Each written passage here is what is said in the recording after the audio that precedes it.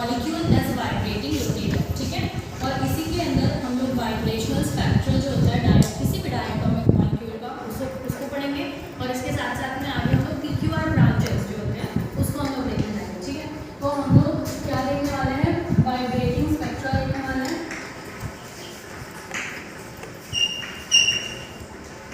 और PQR branches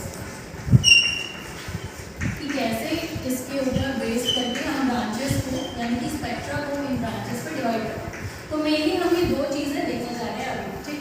तो सबसे पहला पॉइंट कि हमको वाइब्रेशनल रोटेशनल स्पेक्ट्रा की ज़रूरत है, क्योंकि हम जानते हैं कि कोई भी मॉलिक्यूल जो है वो वाइब्रेट करता है और वो साथ साथ में रोटेट भी करता है, ठीक है।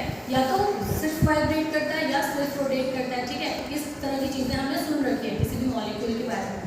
तो हम देखते हैं कि कोई भी मॉलिक्यूल अगर वो अपना डायपोल मोमेंट कंटेन करता है, ठीक है, किसी भी मॉलिक्यूल के अगर अंदर में उसका डायपोल मोमेंट होगा तो वो मॉलिक्यूल हमेशा ही रोटेशनल स्पेक्ट्रा और वाइब्रेशनल स्पेक्ट्रा दोनों ही शो करेगा, ठीक। अगर मैं बोलूँ कि ये कोई मेरा मॉलिक्यूल है, ठीक है, इसमें यहाँ पर दो आइटम्स लगे हुए हैं, तो ये वाइब्रेशनल और रोटेशनल दोनों कैसे शो करेगा, ये वाइब्रेट भी करेगा अपने मीन पोजीशन के अलाउ में और इसी के साथ साथ में ये इस तरीके से रोटेट भी करेगा, ठीक है। तो इस तरीके से वो अपना वाइब्रेशनल और रोटेशनल जो है मोशन वो शो करेगा। अब अगर हम लोग प्योर लिक्विड्स की बात करें तो वहाँ पे हमको क्योंकि उसका एटॉमिक जो डिस्टेंस होता है, इंटरएटॉमिक डिस्टेंस उतना ज़्यादा नहीं होता, तो प्योर लिक्विड्स के केस में हमको दोनों देखने के लिए नहीं मिलता है। उसमें क्या होता है, मॉलिक्यूल जो है सिर्फ वाइब्रेशनल स्पेक्ट्रा ही शो करते हैं। लेकिन अगर हम लोग मॉलिक्यूल्स की बात करें, गैसेस की या वेपर्स की, तो उनके जो मॉलिक्यूल्स हैं वो हमेशा वाइब्रेशनल और रोटेशनल दोनों स्पेक्ट्रा को शो करते हैं, ठीक है। अब इनके लिए हम लोग देखेंगे कि कोई भी अगर फंडामेंटल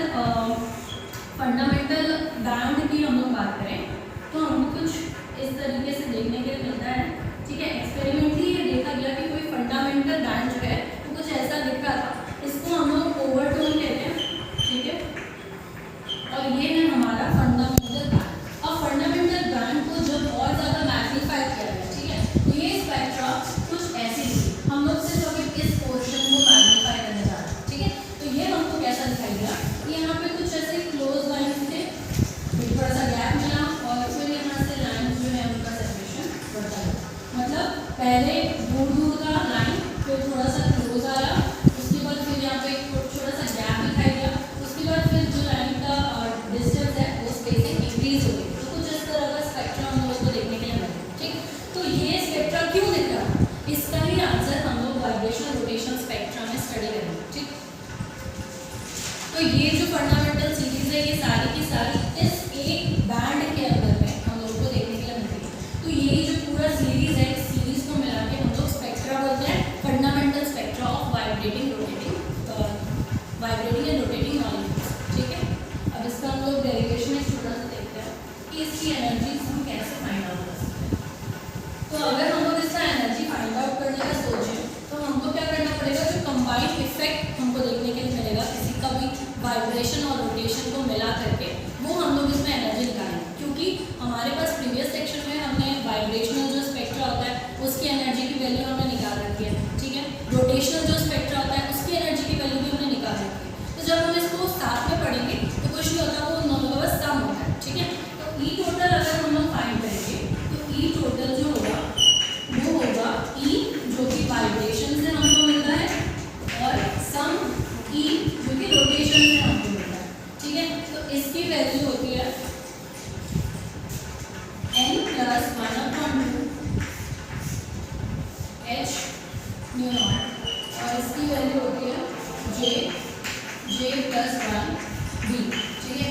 जहाँ पे हमारा n क्या है, ये है वाइब्रेशनल क्वांटम नंबर और j क्या है, ये है रोटेशनल क्वांटम नंबर, ठीक है। और b है एक रोटेशनल कांस्टेंट जिसकी value h upon 8 pi square i c होता है।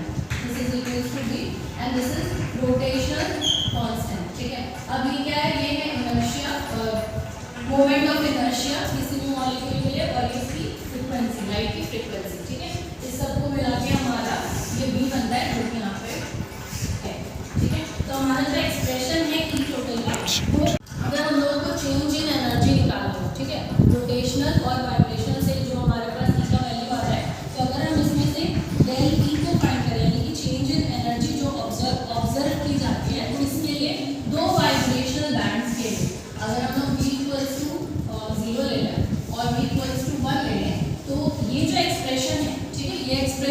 इक्वल्स टू 0 के लिए भी होगा और ये एक्सप्रेशन n इक्वल्स टू 1 के लिए भी होगा, ठीक है। तो अगर हम लोगों को इनके बीच में डेली फाइंड करना हो, ठीक, तो हम लोग कैसे करेंगे, इसकी वैल्यूज पुट करके तो हमको यहाँ पर मिलेगा del E will be equals to E1 minus E2, ठीक है। तो हम सिंपली क्या करेंगे, यहाँ पे V1 से अगर V1 और V2 के बीच में अगर निकालें, क्योंकि 0 करेंगे तो एक्सप्रेशन 1 तो खत्म ही हो जाएगा, ठीक है। तो V1 और V2 के बीच में अगर हम लोग एनर्जी निकालें तो सबसे पहले हम क्या करेंगे, n की जगह पे n1 पुट कर देंगे, j की जगह j1 इस तरीके से, और सेकेंड वाले वाइब्रेशनल एनर्जी में हम क्या करेंगे, n की जगह n2, j की जगह j2 और यहाँ पे एक्सप्रेशन हमको मिल जाएगा n1 plus half h not plus j1 plus 1 v और माइनस में सेकेंड वाले के लिए n2 plus half h not और साथ में j2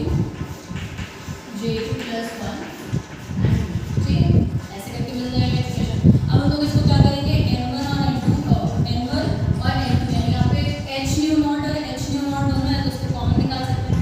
तो इसको जब हम लोग फर्दर सॉल्व करेंगे तो हमको मिल जाएगा n1 माइनस n2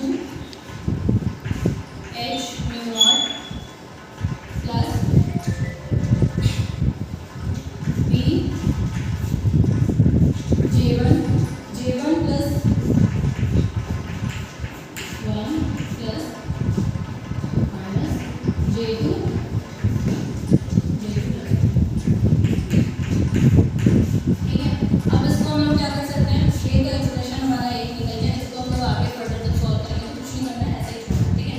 इसको जब सॉल्व करेंगे तो क्या आ जाएगा, j1 का स्क्वायर, फिर j2 का स्क्वायर और फिर j2, फिर क्या करेंगे, j1 माइनस j2 करेंगे तो फिर वहाँ पे a माइनस b वाला फॉर्मूला लगा सकते हैं। तो ये जो थोड़ा बहुत सॉल्व है, इसको करने के बाद में हम लोगों को जो एक्सप्रेशन मिलेगा वो मिल जाएगा delta is equals to m1 minus n2 h naught minus plus j1 minus j2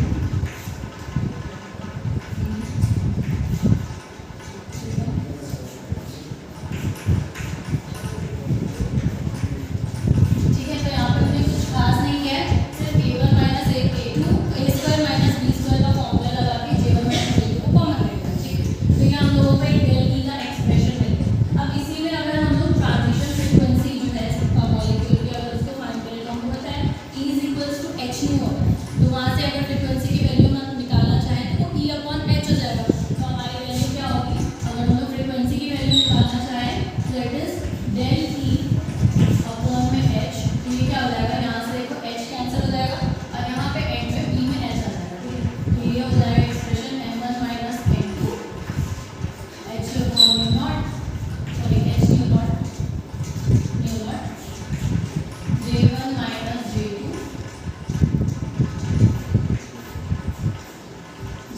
plus j2 plus 1 और b अपॉन h, ठीक है। तो ये न्यू की वैल्यू आ गई हमारी और ये आ गई ई की वैल्यू, ठीक है। ये दो एक्सप्रेशंस हम लोग फाइंड करते हैं जब हम लोग रोटेशनल स्पेक्ट्रा को फाइंड करते हैं तब। अब हम लोग देखते हैं इसी के बेस अपॉन में कि ब्रांचेस क्या होता है और ब्रांचेस को हम कैसे डिफाइन करते हैं। तो अब तक हम लोग दो चीज़ें देख चुके हैं, एक तो हमको कि वाइब्रेशनल रोटेशनल स्पेक्ट्रा की ज़रूरत ही क्यों है, ठीक है, वाई डू क्यों नहीं, क्यों ज़रूरत है, क्योंकि हमने देखा कि मॉलिक्यूल जो है वो ऐसा नहीं है कि सिर्फ वाइब्रेशन और सिर्फ रोटेशन शो कर रहे हैं, ठीक है। बहुत से मॉलिक्यूल्स ऐसे भी हैं जो दोनों शो कर रहे हैं, तो अगर दोनों इफेक्ट उसके ऊपर पड़ रहा है तो उसकी ई की वैल्यू और न्यू की वैल्यू में किस तरह का डिफरेंस आएगा, एक तो हमने ये चीज़ देखी और दूसरी चीज़ देखी कि वैल्यूज उसमें क्या आएंगे, ठीक है। तो हम लोगों ने ई और न्यू की वैल्यू फाइंड की। अब हम लोग देखेंगे सिलेक्शन रूल्स जिसके बेसिस पे हम PQR ब्रांचेस को डिवाइड कर सकते हैं, ठीक। तो सिलेक्शन रूल जो है वो दो दिया गया है, एक तो V जो है वो +1 और -1 के बीच में डिफर करेगा और दूसरा J जो है वो भी +1 और -1 के बीच में डिफर करेगा, ठीक है। V को हम लोग n बोल सकते हैं, n यानी कि वाइब्रेशनल क्वांटम नंबर और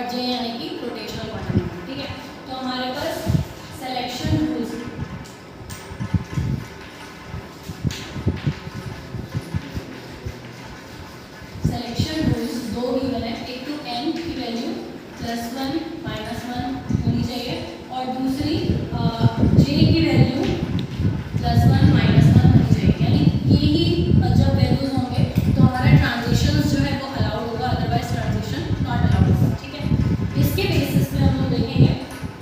अगर हम लोग n की वैल्यू फिक्स करते हैं, n क्या हमारा जो मेन बैंड था वो उसकी वैल्यू है। ठीक है, तो यहाँ पे मैं बता देती हूँ, ये मान लेते हैं हम n +1 और फिर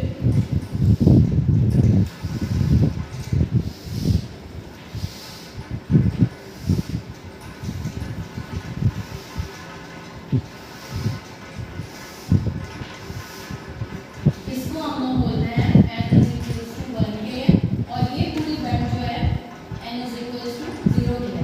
और इसी के अंदर हमारा j जो आता है इसको हम लोग j डैश बोल देते हैं, डबल डैश बोल देते हैं, इसको हम लोग बोल देते हैं j डैश। ठीक है, तो हम लोग को डिस्टिंग्विश करने में आसानी होगी। 0 1 2 3 4 5।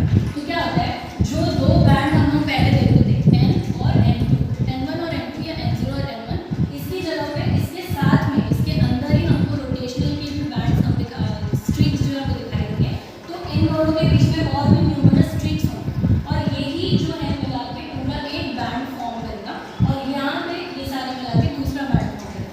तो अब जो ट्रांजिशन होगा हमारा वो n1 n2 के साथ साथ j पे भी डिपेंड कर रहा है। ठीक है, रोटेशन पे भी डिपेंड कर रहा है। तो j की 0 वैल्यू या j की 1 वैल्यू के साथ साथ n की 1 वैल्यू n की 0 वैल्यू पे ट्रांजिशन होंगे। तो वो ट्रांजिशन रूल कैसे होंगे वो हम लोग को देखेंगे। अब यहाँ पे अगर हम लोग n = +1 को फिक्स कर दिए, ठीक है,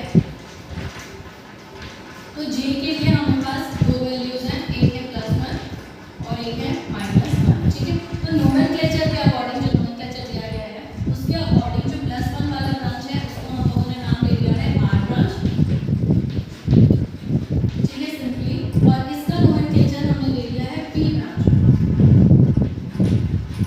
ठीक है, और यहाँ पे j = जब 0 हो जाएगा तो इसका हमने नाम दे दिया है q ब्रांच। ठीक है, समझ आएगा। ठीक, तो नोमेनक्लेचर है सिंपली आपकी क्यू और कुछ नहीं है। j की वैल्यू पे डिपेंड करता हुआ अगर 1 आ रहा है, ठीक है, ट्रांजिशन मतलब मान लो अगर 3 से 4 में हो रहा है, ठीक है, 3 से अगर 4 में हो रहा है तो वैल्यू हमारी -1 है। ठीक, तो वो कौन सा ब्रांच में आएगा, p ब्रांच। अगर हमारा जो ट्रांजिशन है वो 2 से 1 में हो रहा है तो माइनस करने पे कितनी वैल्यू आ रही है, 1 आ रहा है, मतलब पॉजिटिव 1 आ रहा है, तो कौन सा होगा वो r ब्रांच।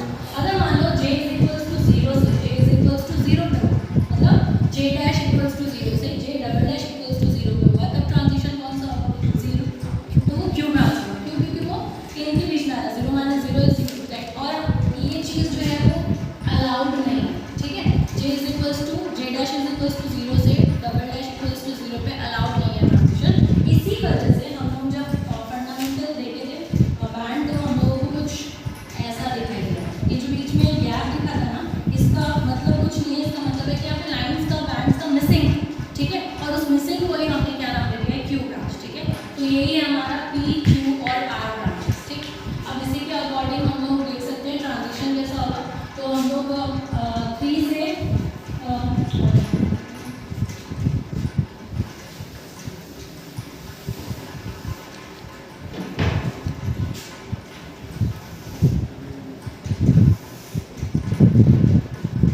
ठीक है, तो देखो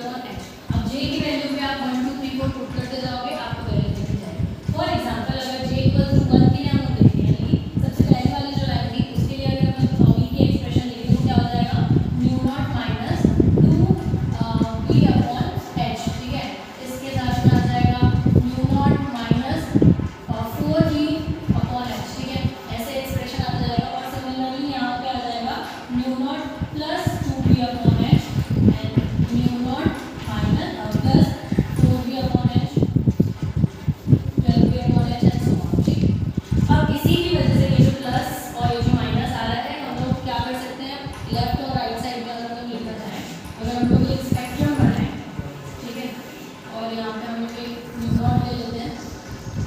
ठीक, अब जो प्लस आ रहा है क्योंकि इसके एक्सप्रेशन में, तो हम लोग क्या करते हैं राइट साइड में, क्योंकि हम लोग नंबर लाइन में राइट साइड में प्लस वैल्यूज को शो करते हैं। तो बिगर वैल्यूज के लिए हम लोग यहाँ पे स्पेक्ट्रम बना सकते हैं और जो माइनस वैल्यूज है उसके लिए स्पेक्ट्रम हम लोग यहाँ पे बना सकते हैं। ठीक है, इनके बीच का जो डिस्टेंस है, जो स्पेसिंग है, ये 2b/h की स्पेसिंग है, जिसका यहाँ पे दिख रहा होगा 2b/h से वो इंक्रीज होता जा रहा है।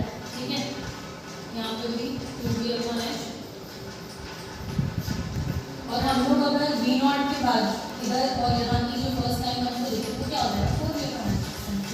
ठीक है, इसकी ये वैल्यूज और न्यूमेरिकल्स में जब हम सॉल्व करते हैं तो यूज होती है ये वैल्यूज। ठीक है, तो इस तरीके से हम लोग वाइब्रेशन और रोटेशन का जो बैंड होता है उसका स्पेक्ट्रा दे सकते हैं। ठीक है, इसका मतलब क्या है कि चेंज इन वॉल्यूम हो रहा है कुछ, तो चेंज इन वॉल्यूम हो रहा है मतलब क्या है कि वॉल्यूम जीरो नहीं हो सकता because it is not constant. Then अगर वो कांस्टेंट नहीं है तो इसको डाइवर्ट होने के लिए जाहिर है कि P जो होगा वो कांस्टेंट होगा। ठीक है, तो प्रेशर कांस्टेंट है, टेम्परेचर कांस्टेंट है। अब हाँ एक और चीज़ है कि अगर टेम्परेचर कांस्टेंट होता है तो प्रेशर उसके साथ करस्पॉन्डिंगली कांस्टेंट होता है, या अगर प्रेशर कांस्टेंट है तो टेम्परेचर कांस्टेंट है। ठीक है, वाइस वर्सा। यहाँ पे हमारा टेम्परेचर कांस्टेंट है, सिमिलर वे में हमारा प्रेशर कांस्टेंट है, जिसका मतलब क्या होगा हमारा अगर जल के निकालेंगे तो कांस्टेंट का वो 0 हो जाएगा। तो हमारी फिर से वैल्यू क्या आ जाएगी 1/v और जल्दी अपॉन में 0 आ जाएगा। तो अगेन ये इन्फिनिटी आएगा और ये डाइवर्ज हो जाएगा या डाइवर्जेंस शो करेगा। ठीक है, नेक्स्ट हमारा b है, b भी सेम होता है। b क्या होता है beta, it is 1/v del v upon del t होता है।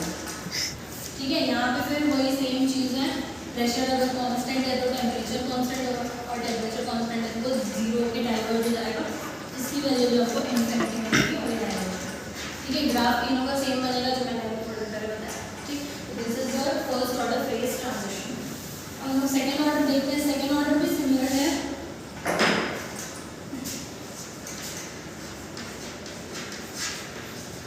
अब सेकेंड ऑर्डर में क्या होता है हमारा जो गिब्स फ्री एनर्जी होता है और जो फर्स्ट ऑर्डर डेरिवेटिव होता है वो दोनों कंटिन्यूस होता है। ठीक है, फर्स्ट ऑर्डर में उल्टा था, यहाँ पे दोनों ही कंटिन्यूस होगा, पर जो सेकेंड ऑर्डर होगा वहाँ पे जाके डिसकंटिन्यूटी देखने के लिए। ठीक है, तो इसका फर्स्ट होगा जो गिब्स फ्री एनर्जी है हमारी वो भी कंटिन्यूस होगी और जो फर्स्ट ऑर्डर डेरिवेटिव होगा इसका वो भी क्या होगी कंटिन्यूस होगी, पर जब ये सेकेंड ऑर्डर हो जाएगा तो ये डिसकंटिन्यूस हो जाएगा।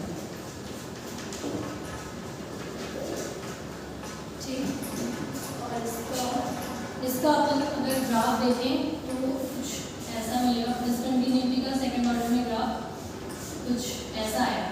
जब ये कर्व यहाँ से जाएगा और फिर यहाँ पे ये ट्रांजिशन पॉइंट पर डिसकंटिन्यूस हो जाएगा और फिर वो नेक्स्ट जो फेज है उसमें डिसकंटिन्यूटी को अपने कंटिन्यू करेगा। ठीक, इसके एग्जाम्पल होते हैं जब हम लोग पैरामैग्नेटिक को फेरोमैग्नेटिक में कन्वर्ट करते हैं तो जो कूलिंग टेम्परेचर जब उसको कम करते हैं, जितना कूल करते जाएंगे तो वो तब उसमें ट्रांजिशन होगा अगर, और उसके बाद हमारा जो पैरामैग्नेटिक सब्सटेंस है वो फेरोमैग्नेटिक सब्सटेंस में कन्वर्ट हो जाएगा। अदरवाइज नेक्स्ट अगर नॉर्मल स्टेट को हम लोग सुपर कंडक्टिंग स्टेट में कन्वर्ट करते हैं, ठीक है, तो वो जो है वॉल्यूम जो है उसमें चेंज नहीं होता और उसका फॉर्म जो है वो भी चेंज नहीं होता। मतलब अगर हम किसी भी नॉर्मल मटेरियल को उसके सुपर कंडक्टिंग मटेरियल में कन्वर्ट करते हैं तो ये भी सेकेंड ऑर्डर का फेज ट्रांजिशन होता है। इसमें इसका जो फॉर्म होता है मतलब जिस भी फॉर्म है सॉलिड लिक्विड गैस ताज़ा कुछ भी वो कन्वर्ट नहीं होगा और ना ही इसका वॉल्यूम इंक्रीज या डिक्रीज होगा। मतलब इन दोनों चीज़ों में कोई चेंजेस नहीं आएंगे और वो कन्वर्ट हो जाएगा जिसमें हमने सुपर कंडक्टिंग स्टेट में। तो ये भी क्या कहलाएगा हमारा second order phase transition. Helium 1 को अगर हम हीलियम 2 में कन्वर्ट करते हैं तो that is also example of second order phase transition. ठीक है, या लिक्विड से वेपर ट्रांजिशन अगर हम लोग करते हैं एट क्रिटिकल पॉइंट। ठीक है, मतलब मैंने क्या कहा था कि क्रिटिकल पॉइंट के आगे में वो कन्वर्ट नहीं होता है, लेकिन अगर हम लोग क्रिटिकल पॉइंट पे कन्वर्जन करते हैं लिक्विड को वेपर, ठीक है, तो वेपराइजेशन के थ्रू तो वो क्या हो जाएगा, वो भी हमारा सेकेंड ऑर्डर फेज ट्रांजिशन का ही एग्जाम्पल है। ठीक है, इसके लिए भी फिर केवीटी हमारा निकलता है जो कि कंटिन्यूअस होता है और ये ग्राफ एक ऐसा है। इसके बाद ये 3 ग्राफ है।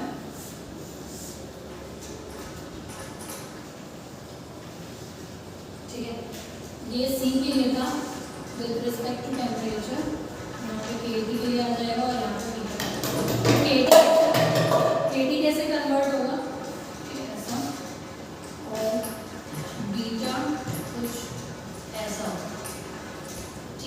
ठीक है, तीनों ही जगह पे हमको डिसकंटिन्यूटी